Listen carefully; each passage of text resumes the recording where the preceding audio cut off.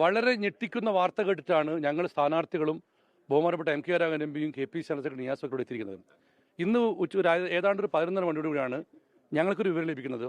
ഇവിടുത്തെ ക്യാമറ നിരീക്ഷിക്കാനായി ഞങ്ങൾ 24 മണിക്കൂറും ഒരു സംഘത്തെ ചോദിച്ചിട്ടുണ്ട്. ഷിഫ്റ്റ് എടുക്കുകയാണ്.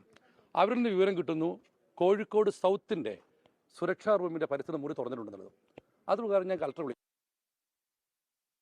തിരിച്ചു വിളിക്കാമെന്ന് പറയുന്നു. തിരിച്ചു പറയുന്നതിനോട് അത് പേരാമ്പ്രയാണ് തുറന്നത്.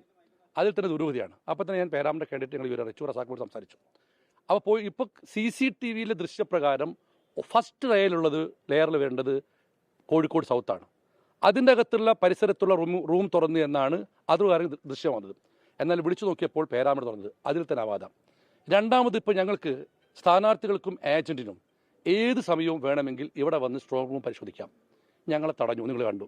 പിന്നീട് കാലത്ത് ഉള്ളിൽ പോയ സമയത്ത് കണ്ട കാഴ്ച, എല്ലാ മണ്ഡലത്തിൻ്റെ സ്ട്രോ റൂമിൻ്റെ പരിസരത്ത് ഒരു സ്പെയർ റൂമുണ്ട്.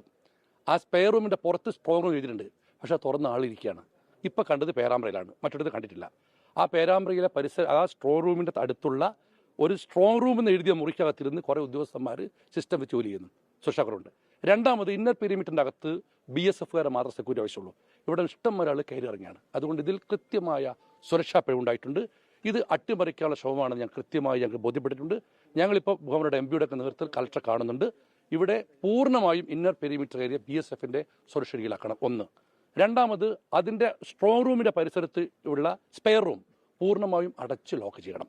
ഈ രണ്ട് കാര്യങ്ങളാണ് ഞങ്ങൾ ആവശ്യപ്പെടുന്നത്. ഏതായാലും അട്ടിമറിക്കാനുള്ള ശ്രമം ഉണ്ടായിരുന്ന കാര്യത്തിൽ ഒരു തർക്കവുമില്ല.